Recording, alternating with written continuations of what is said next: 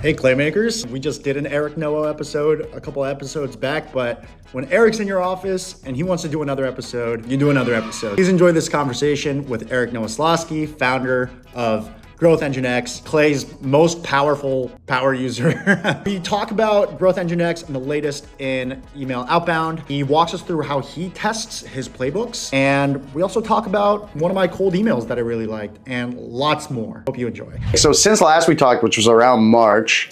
Wow, time flies. Yeah, it feels like it was maybe a couple weeks ago. So that was, I feel like, when you had just hired a few more people and you were saying like, they needed to onboard, you were like kind of blocked more around fulfillment. Yeah. It sounds like that engine's humming now, which is great. Yes. Yeah, it definitely is. And like I said, if we didn't have this inbox problem, if we were getting 40 to 60% open rates, these past 2 weeks, I don't know what I really would have worked on. Besides, I still help with campaign strategy and things like that, of just jumping in and just saying, okay, we should change this direction and do that. But yeah, if we didn't have this inbox problem, I would have been a lot less stressed these last 2 weeks. So yeah, we just hired a bunch of people. At that time, we hired a lot of people. It was crazy. Like we made 3 big hires. One of them didn't work out. 2 of them worked out amazingly, and that's just the way. And even the other person, like, I have nothing against them. They just, I think they took too many things onto their plate, and that's great. Love that for them. They want to do their own thing. I was glad that I could help them get started in that thing. It's just I need like a full-time person thinking about our stuff, and so so we got all that going. We even have people still in the wings, and this is the crazy part of the Clay community, is there's so many people who have the skills of Clay, but they don't want to run an agency and they don't want to try to sell people. They just want to work on Clay tables. So we even have people who are on kind of work trials right now where, so I don't let anybody work for me for free, but I'll just pay them, not really monthly, but just, hey, for this much, just kind of work on this and let's see how this goes. And there's tons of people who are saying, I've watched all of your YouTube channel. I watched the Clay YouTube channel. I can do this. Let me get in. I'm like, wow, that's crazy. Thanks, guys. Really appreciate it. So, we might even have 2 more people coming, but I don't know. Dude, good ecosystem stuff. What else happened? You got a dog in that time? I did get a dog. Yeah. Well, so I had the dog back in December. Oh, you did? Yeah. So what really happened from March to now with the dog is it's like a dog, I feel like, is level 1 of having a baby. If having a baby is like level 100, a dog is level 1. Yeah. And so with the dog, that's a good qualifier. You were going to get some eye rolls from parents. No. And so I'm saying that it's nothing like having a baby, but at least it kind of shows you, because it went from, in the first months, it was so unpredictable with the dog. When did it have to go to the bathroom? How much water do you? Completely unpredictable. Well, she's a baby. Really, super well behaved now, baby. Yeah. Well, she's actually always been really well behaved, and that was just when we got her. My wife and I, we just decided we are going to train this dog, and we're going to be on top of it. And so now my wife does a lot more of the training than I do. But oh, really? Okay. Oh, yeah. 100%. He even has taught the dog, so she's a therapist. She's even taught the dog to, at this point, she's just learning it, but this is like how well the dog is coming along. She is going to eventually be able to learn when somebody is having a panic attack and see the symptoms of the panic attack and then do something to comfort you. And so right now it's just sitting on you. And so she'll come over your lap and then just lick your face from here to just calm you down from a panic attack. And so right now she does it 100% of the time. If you're in a training session and you get kind of halfway through the training session, there's food involved and you give her a command, she does it basically 100% of the time. But then we'll try randomly to get her done. I bet 25% of the time, if you sit there and you're like shivering and she sees it, she'll come over and she'll do that. And it's just the cutest thing in the world. That's great. But that's like, she's going pro. That's like an actual service dog. Exactly. And we just wanted to make sure that if we were going to have a dog, it would be a dog that we could control. She could be calm, because the biggest thing is just safety. Really, is like a lot of the dog training stuff that we do is just for her own safety, to make sure she doesn't run in front of a car. Or, think that other dogs are always trustworthy and things like that. So lots of upgrades with the dog too. I live in New York, so it's not. I feel almost irresponsible getting a dog. I just got a cat. But I hear you on that. I feel like dogs are also happier when they're really well trained. They like the structure and the obedience and the fun. Agreed. Yeah. All right. Let's talk about emails or some shit. Yeah.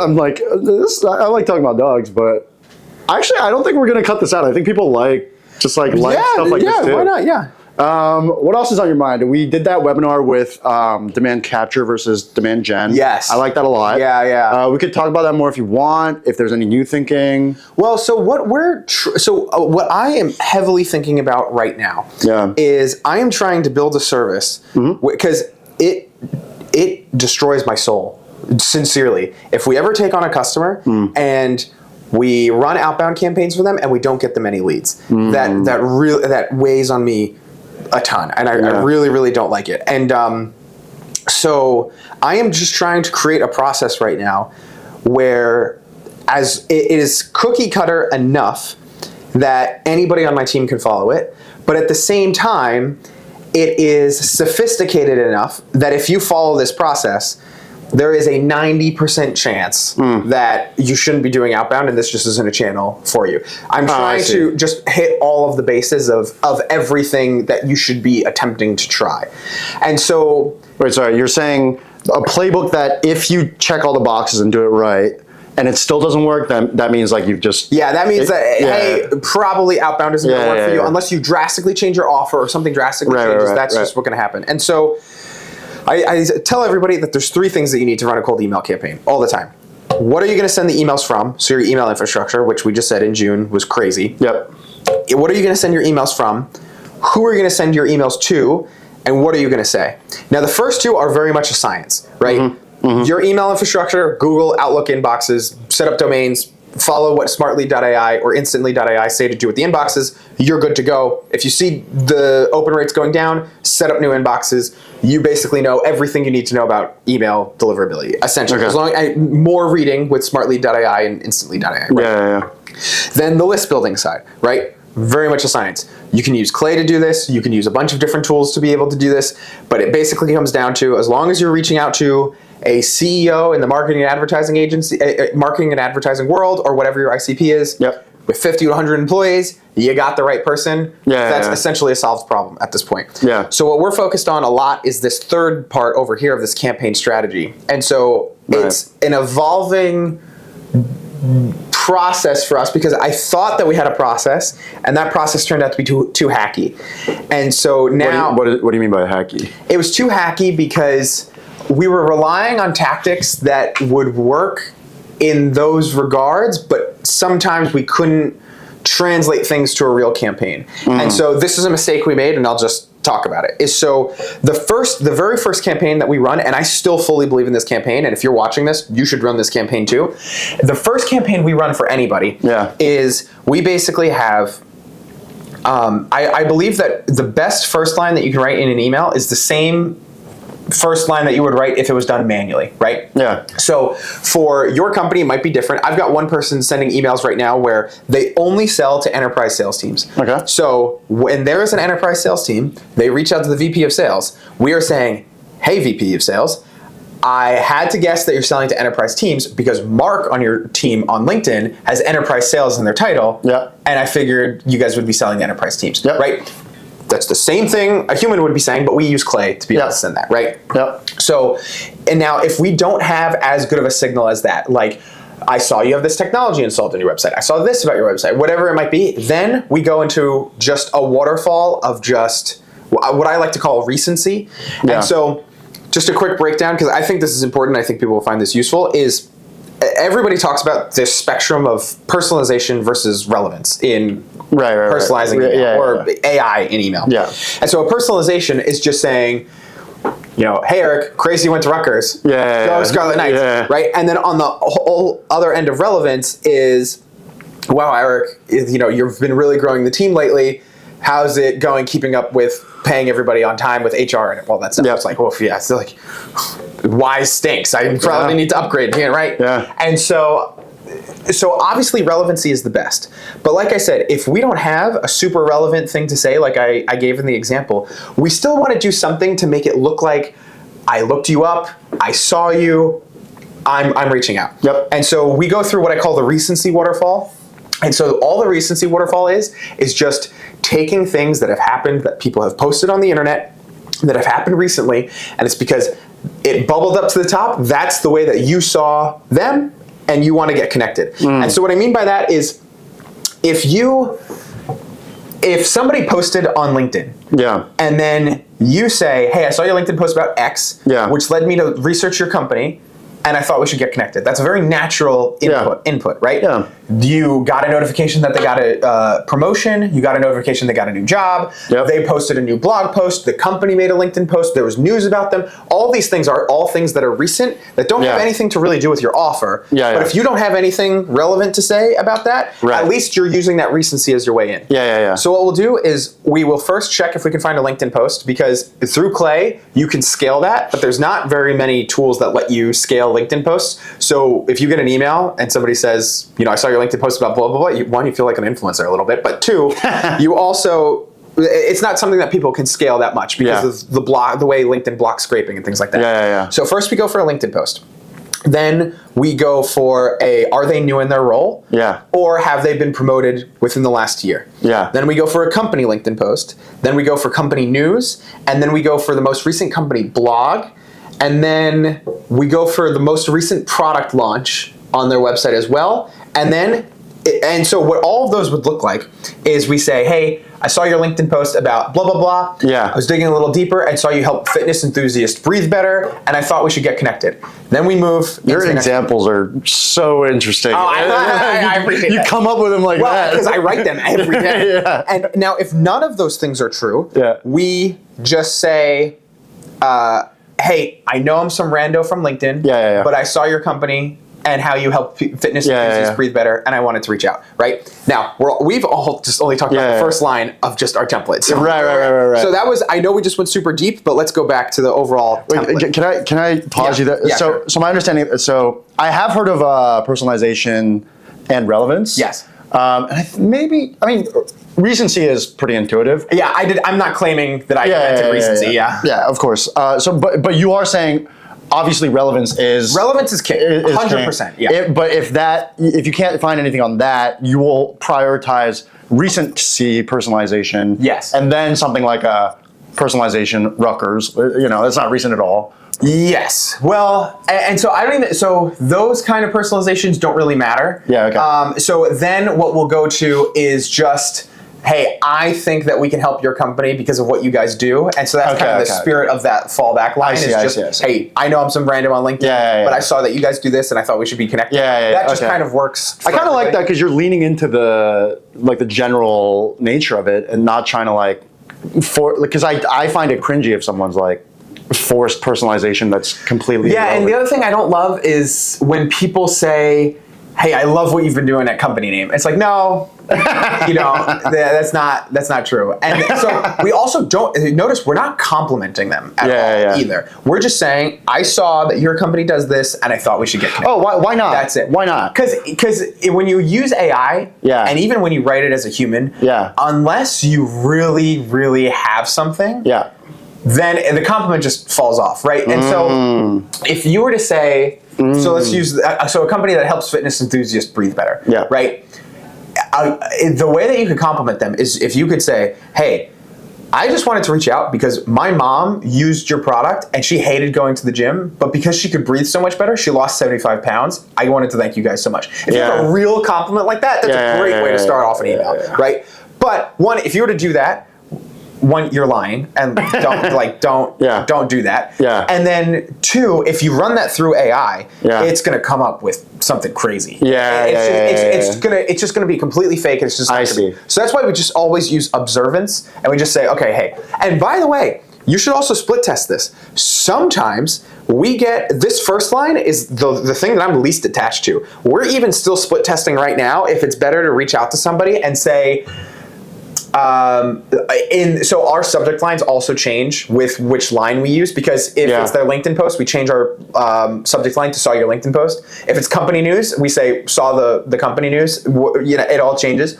But if it's the fallback line, then we just say in the subject line we say rando from LinkedIn. And so that's so cheeky, dude. I like. Well, and so we're also split testing right now. Maybe AI isn't even the best way to go. We're split testing rando from LinkedIn hey, first name, ...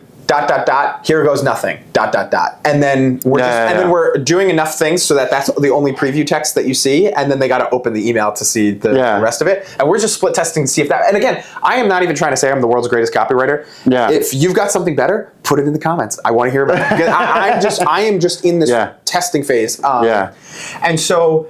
To just bring it back out, all we did was just talk about the first line. But let's just talk macro again. This template is the template that we start everybody off when we are trying to fulfill cold email as a service. So the first line is that.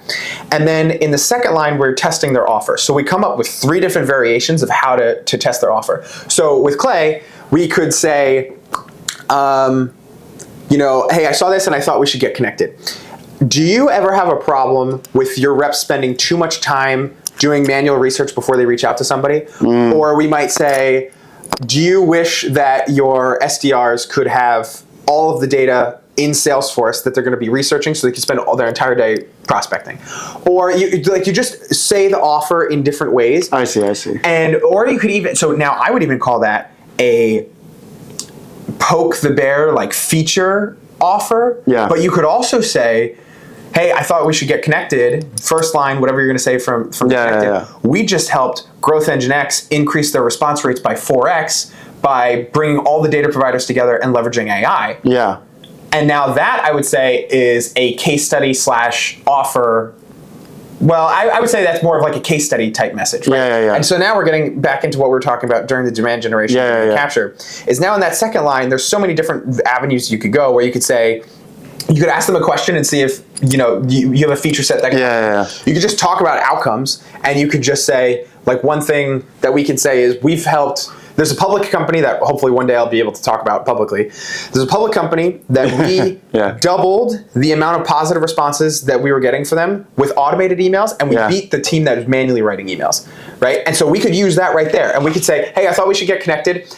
I'm just reaching out because we just helped company double the response rate in comparison to what their team was manually sending. And then, anyway, in that second line, you do poke the bear questions, you talk about some features, you talk about outcomes, you talk about case studies. There's all these different options you have for that second line. But you're not, so that's the framing. You're split testing the framing of the offer. I am, You're not split testing like the economics or the structure of the offer here. No. That's something else. Oh yeah, that's completely different. Yeah, so we're just split testing the framing in the second line. And then in the third line, that's where we're using AI, and this I will fight anybody to say that this works. It works extremely well, unless you're a vertical company. This next part works extremely well. Wait, what do you mean by vertical? So a vertical company, thank you for asking. A vertical company is a company, say you're a software company and you just help bowling alleys. You're verticalized in that industry. Clay is a horizontal company because it can help anybody do anything. But so the only reason this doesn't work is because you're a verticalized company, and so I'll explain why. So then in that third line, we use AI and we train AI on what our company does. And then we say, this is what our company does. How can we help this company? And then we input their SEO description and the first 2,000 characters of their homepage. And we say, how can we help this company? So we can output a line that says specifically, I think we can help you build lists of brands so you can connect with more fitness enthusiasts and help them breathe better, right? And so then you can connect what your outcome is with what they do as a company, and then you're tying it all in with a very great personalization of, if you were to use us, this is what it would look like. Right? And so now we've spent all this time talking about one template. We're not even all the way in. And so this is the template we start off everybody with. Again, recency, waterfall, or relevance, whatever we can do. Second line, test the offer, talk about features, poke the bear, see if they have a problem, make an offer, or show your case studies. And so when you make an offer, the easiest way to make an offer, and I know we're going back to this. I'm very disorganized about this. I could literally talk about this all day. No, it's pretty. I'm following. Yeah. And so when you make an offer most commonly sounds like, we help type of person or type of company accomplish goal in time without risk. That's the offer creation formula overall, right? Now, it's tough for a lot of SaaS companies to do that because it's so different the way that everybody works, right? So if Clay were to say, we help SDR teams increase response rates by 4x in 30 days without hiring more people. Yeah. That's what it could look like for Clay. But the tough part with software is the results are so different for so many people that you can't make that promise to everybody, and it gets a little bit scale it gets a little bit off. That's why I could say, we just finished helping public company, and that's why I would use a case study, and I would use a case study messaging instead. We just helped public company double their positive response rates without a single SDR writing any of the manual emails. And so then it's like, see how that's a case study message versus an offer message? Or we could then make it a poke the bear question where we say, hey, how are you thinking about scaling your outbound team, or how are you thinking about scaling the amount of leads you get from outbound without adding headcount? So then that's a poke the bear question. Then you could also talk about features, and you could say, hey, we send 1.5 million cold emails a month. What would it look like if you were to increase your email volume? So then we just talk, and so there's all these different ways that you can like frame. And that, I think, that's why I'm starting to go so much more with a templated approach, because I found that you don't have to reinvent the wheel every time. Really, it's like, what's that offer that you can make in that meet, and then how do you just get their attention outside of it? That's why my alarm didn't go off this morning, because it was set for PM. Classic. There we go. I just you had a 5:15 a.m. alarm. So rise and to grind. take the bus here, I have to do that. All right. So anyway, full first template that we run for our customers, right? First line, relevance or recency. Second line, offer, with all those different variations we talked about. Third line, we combine with AI what we do and with what they do, and we say specifically, we can help you do this. If you're in a verticalized industry, see how this doesn't work, because if you say specifically, I think we can help your gym make more money, then it's like, you're going to say that to every gym you reach out to, right? And so then you would just say specifically, we help this customer do this, and we help this customer do this, and we help this customer do this. And so then fourth line is that call to action. And so now we're testing some things where we're saying, hey, is this interesting enough for a call right now? If we could help you accomplish X, would that be useful to you? And then the newest one I'm testing right now is, all of this being said, how much more proof do I have to share for you to be interested? Right? And so then we're kind of just putting the burden on them, and we're getting early success on this, where we're just saying like, hey, I'm an open book. I'll prove anything to you. What do you feel here? Right? And so we're testing all of these different things. Signature. And then in our PS line, we're saying, hey, by the way, I know that there's about 50 employees over at the company. Let me know if you're the right person to reach out to, or should I talk to Maureen or Sally about this? So again, we're using Clay to name drop other people in the department. Because one, it just looks like a great personalization, but it's also true that it's like, hey, this isn't up to me, that you got to go talk to Maureen. It's like, great, I'll go talk to Maureen. Thank you so much. And then you've got an amazing email that you can send Maureen, right? And so that's just the first email and the first sequence that we test. The second email is, now for verticalized companies, we do something different, but the second email is we say, hey, I couldn't stop thinking about how I think we can help your company. Here's 3 ideas of things that I came up with. And then we'll have AI generate 3 more ideas. Instead of just that one idea, we'll have 3 more bullet points, and then we send that. And then in the third email, we basically are saying, hey, I feel like this just might not be you.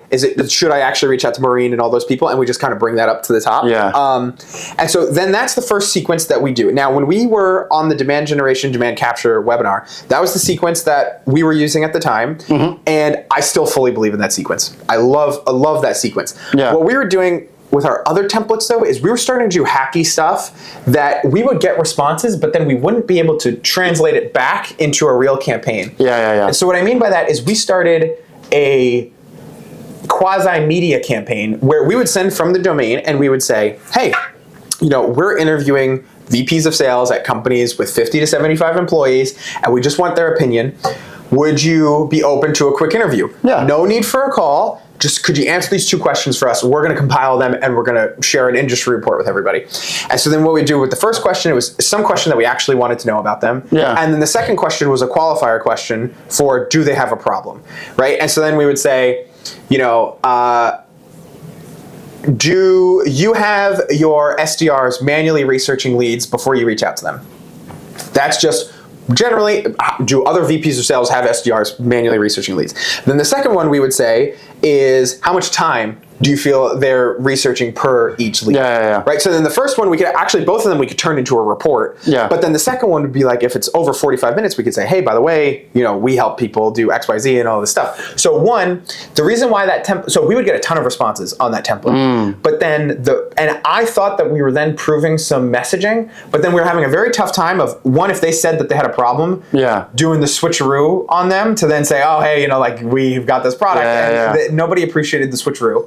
And then two, but I never even planned to do the switcheroo. The real thing was we wanted to take what people resonated with the most and then turn it into like a true sales cold email. And it wasn't translating in the right way. And so anyway, for people watching that, just our last message market fit framework, I still believe step one is killer. And we just, in June, we onboarded 7 customers. 5 out of 7 of the customers got leads from that template. So I'm fully in belief of that template, and I love that template.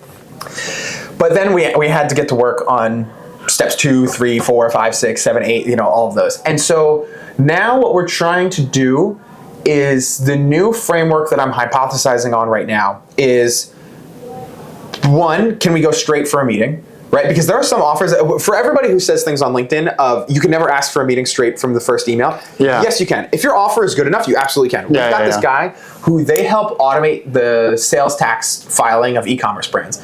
And he literally just says, do you want us to automate your sales tax filing? And that's it. And he gets yeses all the time. So then it's if your offer is good enough, you can ask for the meeting right away, right? And so then, if you can't ask for that meeting, then we have to drop it down a level, and we think, okay, it didn't work asking for the meeting. What can we do next? And so then that's where we start talking about lead magnets. And so I personally think that everybody should have a lead magnet, but for some SaaS companies, it's very difficult for them to have one, and I completely understand that. And so real quick, a lead magnet is just something that your prospect knows that the competition is charging for, and you're giving it away for free. So it's not your webinar, it's not your white paper, it's not your LinkedIn post, it's none of those things. It's, they know that other people are charging for it, and they know that by you doing it, there's some cost incurred, and you're doing it for free. Man, I love this. Well, this is all Alex. At this point, this is Alex Emoji. I don't want to take credit for this. And so in cold email, the best performing campaign we've ever run was, I would reach out to people. This is how I got my entire business started.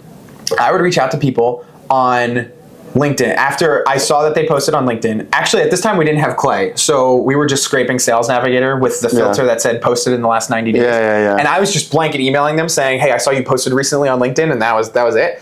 And so I said, hey, I saw you posted recently on LinkedIn. I'm getting started as a B2B data. I think I said, I'm getting my B2B data service started. I scraped the last 10 LinkedIn posts that you posted for all the people who liked and commented, and I found all of their email addresses, and I enriched it with title, industry, headcount, and all those things, and I just wanted to give it to you. Let me know if it would be useful. Here's the Google Sheet link. Just click request access just so that I know that you got it. But then the trick that I would do, do you have a question? I think you mentioned this last time. You just swapped the link? Yeah. Was this, did you do this with Phantom Buster then? Or we did it with Phantom Buster. And so for people who haven't heard me tell the story, because I tell everybody that this is it's like the cold email sequence that got our business started. So I tell this all the time. But so if you scrape LinkedIn, you're putting your LinkedIn account. I totally stole your thunder there, my bad. No, absolutely.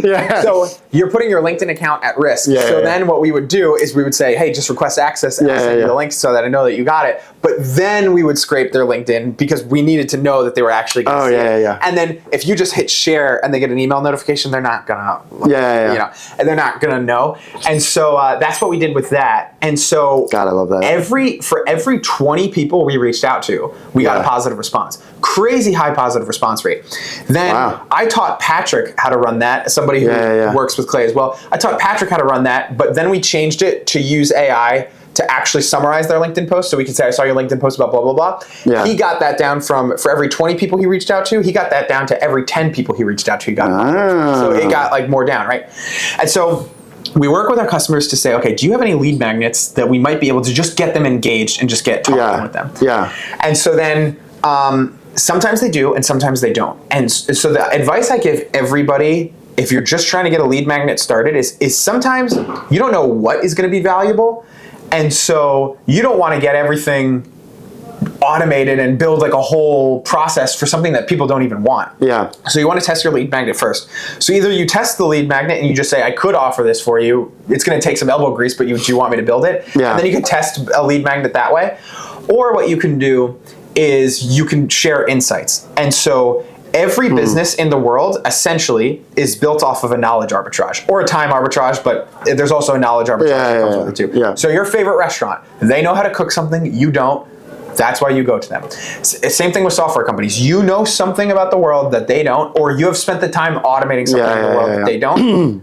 You can talk about that. And so if you are a payroll company, you have insights into what people are actually getting paid and what roles and all this, and you have insights to be able to share. Yeah. And so if you don't have a concrete lead magnet to give, the next best thing that we do is we just share insights of, hey, even if we can't get started with this conversation, do you even just want to see what people are doing in the market right now? And then we just can get talking about that. So, but we spend, now I'm kind of skipping over part one pretty quickly, but we probably do 6 or 7 sequences before we even think about moving to part 2. Yeah. And so again, we're trying to make offers and we're trying to book meetings straight from the get-go.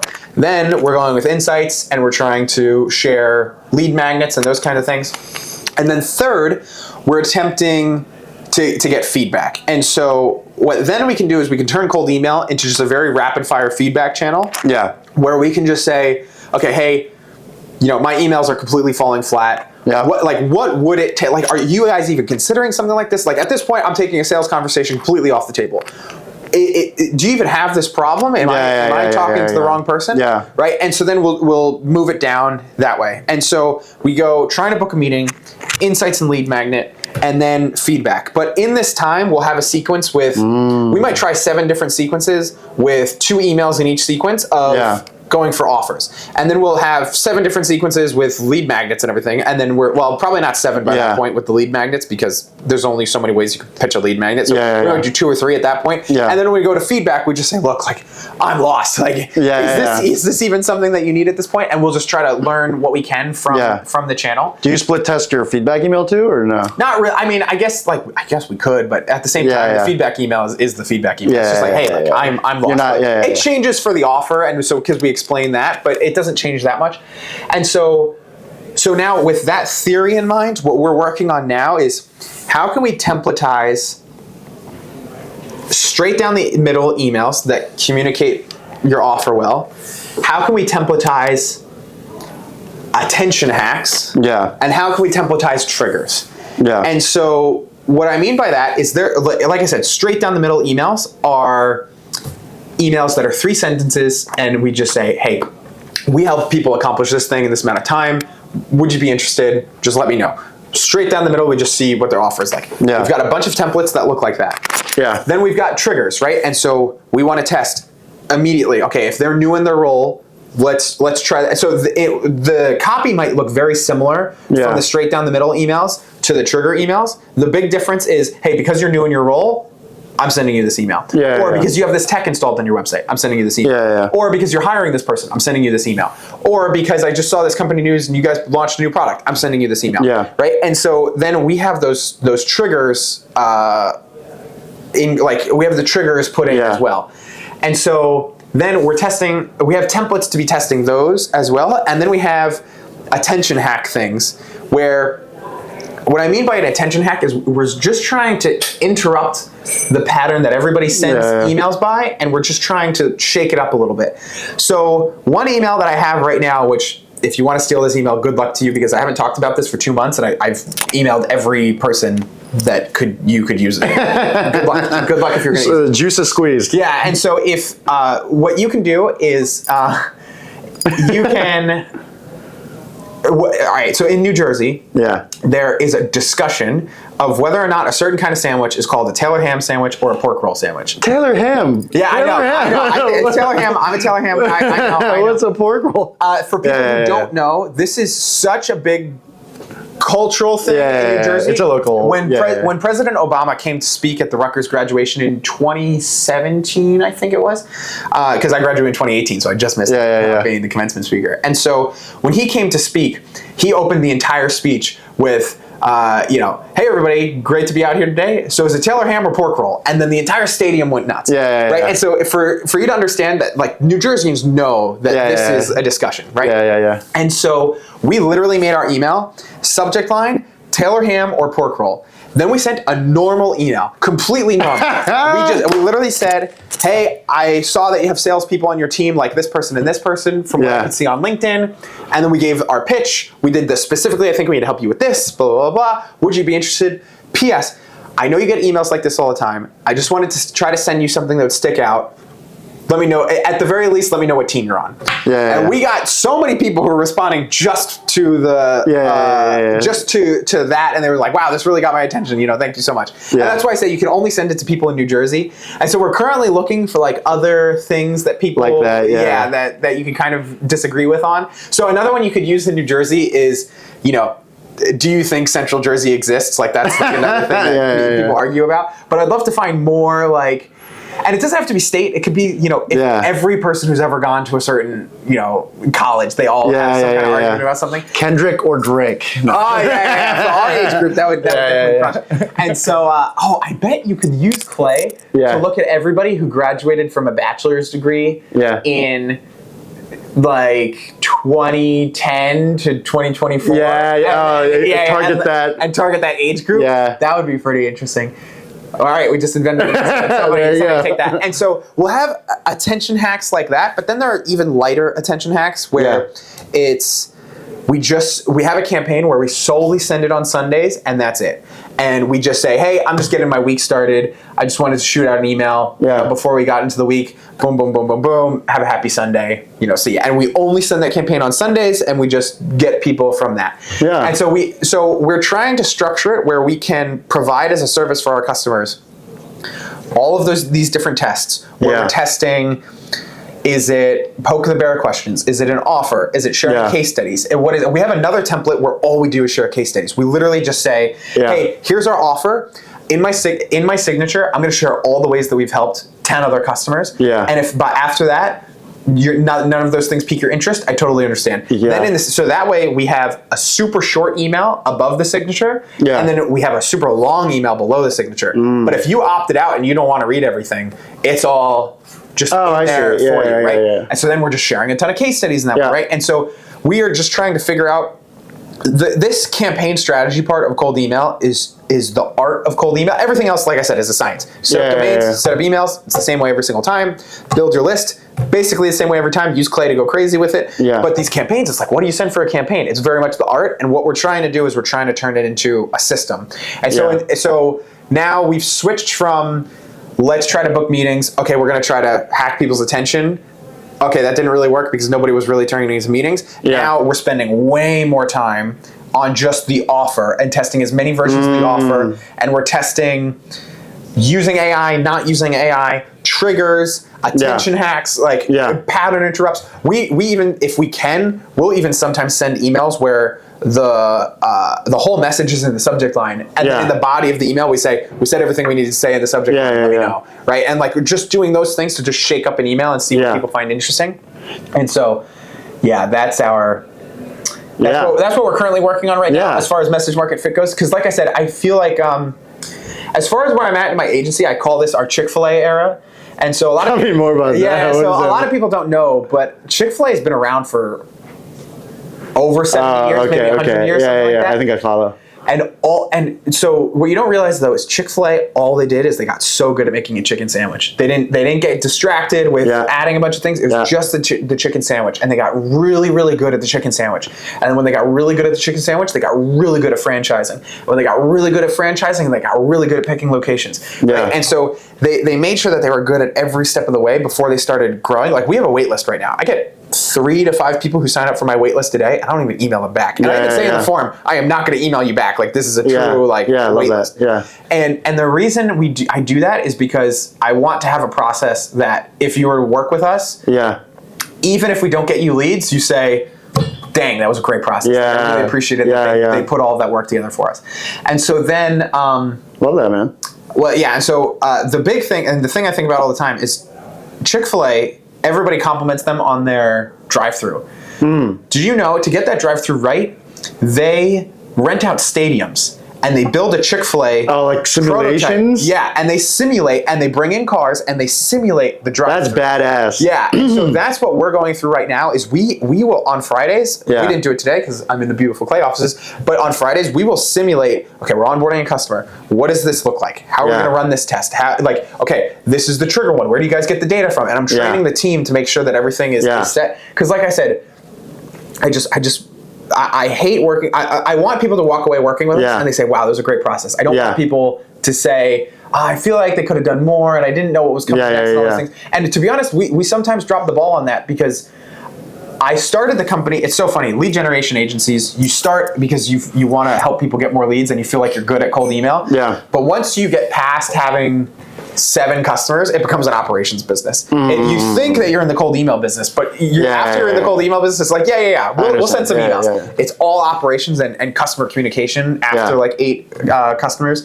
And so that's really what we're working on right now. Dude, I don't know how familiar you are with Mr. Beast. I love Mr. Beast. Yeah? Yeah. Have you like listened to his interviews at all? That's the stuff that I love Mr. Beast most for. Because I know Mr. Beast really well, and then I'll tell adults that, and they're like, my kid knows Mr. Beast.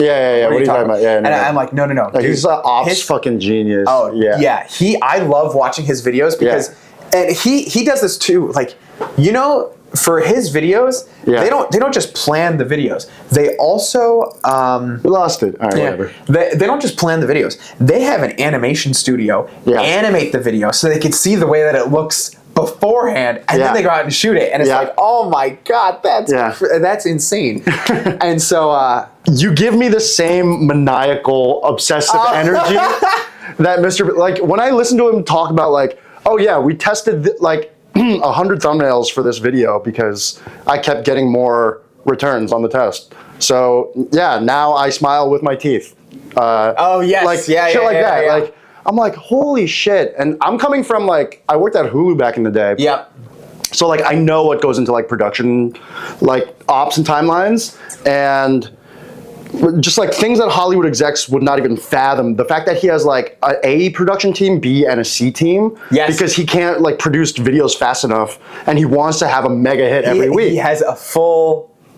like 3 production teams. Exactly. Yeah. And like doing stuff like that, animation stuff, like Hollywood would never fucking do that. It's too expensive and stuff. But no, the level of like detailed like testing that you're doing, it was very reminiscent of Mr. Beast for me. I don't know if people in sales would know what we're talking about. I think he's big enough for that. But and so that, I mean, if I weren't so bogged down in inboxes for June, that's all I would have been thinking about. So I this is the great part about hiring a team, I actually just delegated it and I was like, look, this is my vision. Can we just try to like make a plan? I only did that this week. And I was like, instead of me waiting a month to get this done, let me just put it on to them and then they can come back. And if I think it's 80% is good, great. And then I'll just tweak it from the end. So we're currently working on that right now. I love that mentality overall though. You're really focused on like, I guess what I would call it, like the density of excellence, like the density of quality, like the Chick-fil-A stuff that you're talking about. And that's like, you could be scaling much faster, but that's not what you're trying to do. No, and so we have basically come to a point in the agency where all of the bills are paid. Yeah. We are doing absolutely fine. Yeah. I will keep it right here. Yeah. Until we have a killer process. Yeah. And then once we have a killer process, then we can go out and we can do everything else. Yeah. But first we need a killer process. And I just don't feel like we're there. And I mean, if any of my customers see this, I know that, I hope you see I'm communicating with you guys every day that, we are working on this. This is what we're trying to crack, is having a repeatable process that, like I said, if you work with us, and even if you don't get a lead, you still say, wow, that was really great to be able to work with you. That's similar to like when I like don't get a job offer, but I'm like, yeah, you guys, that was like a good interview. It was a good interview. Exactly. I want to ask you one more tactical question around this framework, and then I want to, I have an idea. I think that'll be kind of fun to end on. So a lot of people, I think, listen to your stuff because you are live writing these playbooks, and then you just kind of fucking was like, yeah, go fucking wild, use my shit, which like people, I think, really appreciate. I think like taking other people that are top of markets playbooks are very helpful. But like I'm competitive, I have an ego. It's like, no, I'm gonna write a better playbook. I'm gonna do it on my own. So if people were to like test on their own, for the sake of testing on their own, like how do you split test all your emails? How do you track that? Is it in a Google sheet to do that? Like what are the tools?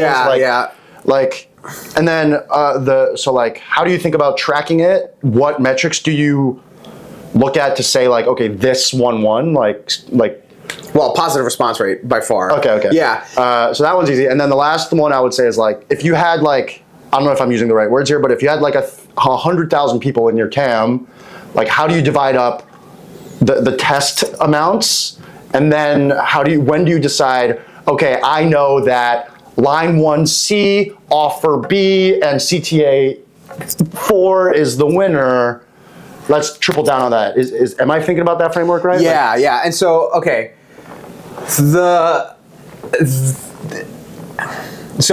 Winners are just always positive response. Okay. Right? So we always look at that. And then as far as how do we tell what's a winner? Yeah. We also are looking at, on average, we have to send to 300 people in order to get a positive response, just on average. Okay. Just across all of our customers. So if we write a campaign and we send to 100 people and we get a positive response, that one's a winner. We're not touching it. We're scaling it. We're going crazy on that. Oh, I see. But if we send a campaign and we send to 600 people and we get a positive response, then we say, okay, this isn't working. We got to reconfigure this and do something else. I see. And so, but then if we've tried 10 different things, and for every 600 people we reach out to, we get a positive response, and your TAM has 100,000 people in it, we might just look at you and say, hey, just how many meetings do you want? Let's just scale up and then we can just work on it that way. Of course, you also want to email people so that by the time you have to reuse the list, 3 months have gone by. So you send a 3-email sequence, and then by the time you hit the end of that list, at least 3 months have gone by, hopefully more. So that's what we're as far as planning it out. Now, as far as coming up with the tests, I always say copy before you iterate. And so, I'm not even saying that. Alex Raposi said that. So, and he doesn't even say copy before you iterate. I forget what he said. But basically, it's like copy what the tried and true methods are. I see. And then you can start innovating on them. So the tried and true acceptable email that everybody sends, and I study this all the time, is the like Lavender, Josh Braun, John Barrows, Sam McKenna email. Show me you know me. Why you, why now? Light call to action, all these different things. So what am I talking about here? So overall subject line.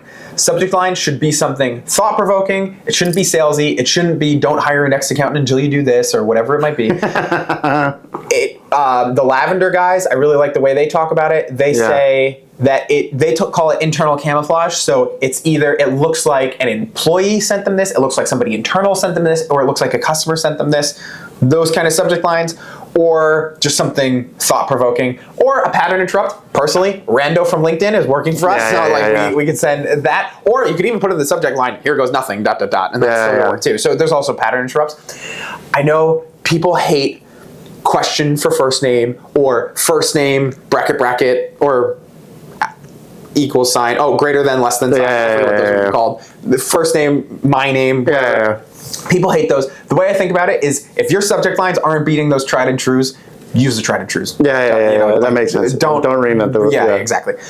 Subject lines. Then you get into the email. Okay, show me you know me, why you, why now, all those different frameworks are right up top. So the reason I'm reaching out, like the reason I am emailing you is because, and then you find that reason, right? Or you reach out with relevance. So you're a VP of growth at an employee headcount with 50 employees, like whatever that might be. I am reaching out to you for this reason. That's basically your first line. Second line, Josh Braun likes to do poking the bear. So that's saying, asking a question to make them think about it. So how are you,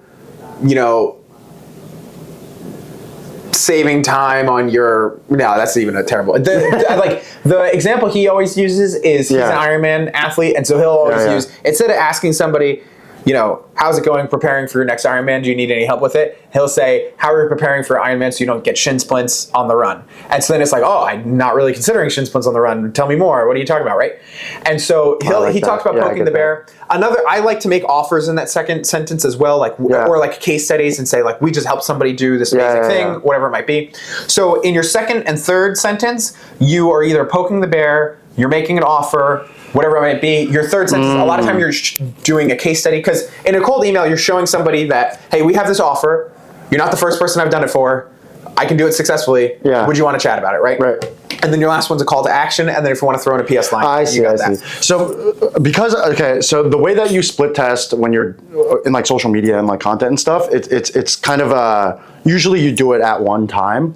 So like you'll throw up like a video with 2 different thumbnails and see which one beats the other. You can do that with email. But it sounds like the way that you do it is like you start more tried and true, and then you iterate kind of like a waterfall over time, right? So like, yeah, let me get into that. So you still try 3 different variations. So we might not change the first line, but we'll change the second and third line. And then the next email, we'll change the second and third line, and we'll change the call to action. And then a last email, we might write something that's only 3 sentences and, have a super condensed email and things like that, right? So you can absolutely do that in email, and you absolutely should. And so now this is what I mean, though, by copy before you iterate. Yeah. So you should just try those things. One thing I sit around and think is, what are the rules of cold email, and how can I break those rules? So sometimes I'll sit there and I list out all of those rules, and I'm like, how would I break this one? So an easy one is, you shouldn't send an email longer than 100 words. And it's like, okay, well, what if I sent an email with 60 words, and I told people right there, if this is remotely interesting to you, I sent more context below. So you have 60 words up top, signature, 150 words below. Right. That's a 210 word email. But you still get all of the great parts about the short email, and then if they were kind of on the fence, you get the benefit of getting them to read more, right? And so another one is, like sometimes we'll break the subject line rule. So sometimes we'll send our whole message in the subject line, and then in the body of the email, we'll just say, everything we needed to say was in the subject line. Are you interested? Right? And like we're just pointing straight up to the subject line. That's only if we can like really cramp the offer. Really, that's really kind of badass, right? And so like so when you're iterating, and when we're iterating, we're always thinking about what are the rules of email, and how can we break those rules? Everybody sends Monday to Friday. We're going to send on Sunday, right? Like everybody sends 9 to 5. What if we try sending from 6 to 7? All of those rules you can try breaking. And then another framework that we always think about, and this is what Clay really helps us do, this is the whole thesis of my agency, so I sometimes forget to mention it, is we're always trying to think, what would you send if you had 10 minutes to research a prospect, and how do we work backwards from that? So that's another thing that we'll be testing, is we say, okay, Clay is very good for creating if-then statements. So if a person has growth in their title, we say this. If they have paid media in their title, we say this. If they used to work at Google, we say this, right? Like you can plan for all of those things in Clay.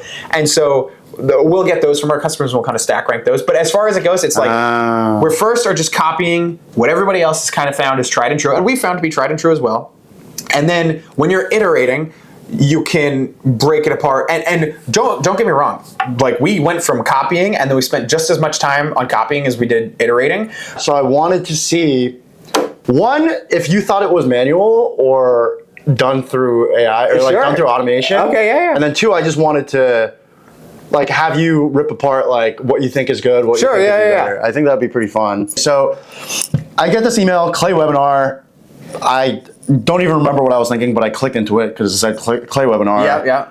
Also, like, I'm not a guy that gets like too many cold emails, at least yet. But maybe after the Series B, I'll get a lot more. He said, hey, Peter, important and slightly embarrassing things to get out of the typo there or whatever. Things out of the way first. Oh, it's not a typo. Did you like me cry whilst watching Inside Out 2? So my most recent LinkedIn post was about Inside Out 2. I said something about like anxiety, or like how therapy is like debugging your code or something like that, whatever. So that's that call out. That's recency. Saw you were the admin on Luma for Clay webinars, and you were using Zoom. Usually this means fighting with CSV files or using Zapier workflows to get your viewer data into HubSpot to help make post-event outreach personalized. Plus, it just doesn't look great. Unbranded, which I guess is why you are using Luma, poor video quality and unengaging. Here's what your event could look like on Contrast, which is like the company. Seemed like a better fit than Zoom. P.S. Clay partner Lempire are running their event on July 16th on Contrast if you want to come see the platform firsthand.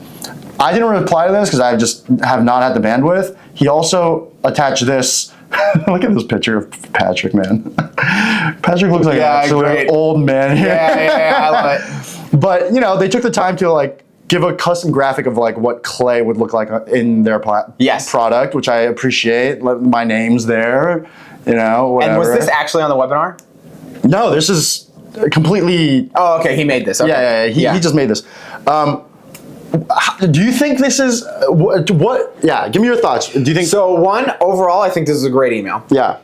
Two, I do think that this was manually written. Okay. Because one, there's not really a way to get AI to prompt the parentheses like that the way that he's doing. That's very stylistic. Yeah. The other thing is, saw you were the admin on Luna for Clay webinars and you were using Zoom. There's not really a programmatic way to scrape that as well, so he had to just seen that. Yeah, that's fair. Usually this means fighting with CSVs. That's probably templated and that's good to go. That's actually a great way to talk about how Luma is bad or Zoom is bad and you should be using something else.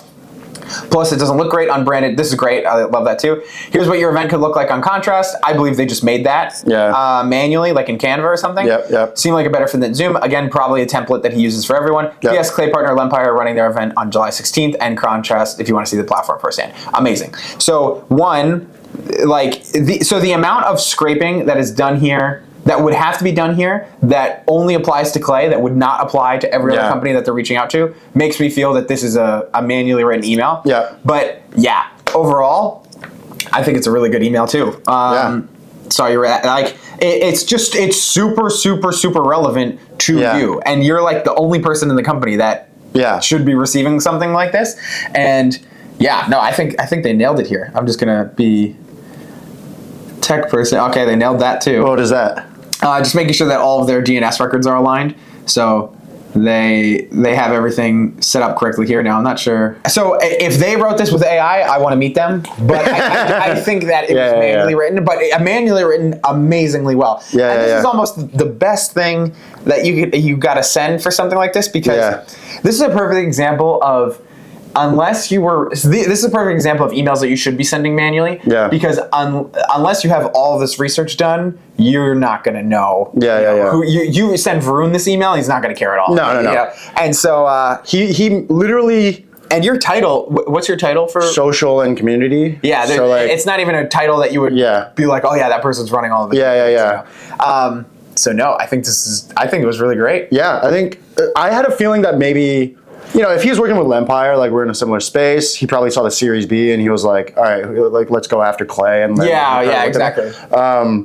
I thought it was a great email. I just wanted to get your sense on it. I thought it was great. Yeah, and like I didn't answer him, but I'm very high intent to check out this. I was just gonna say, I mean, we're talking about the email still.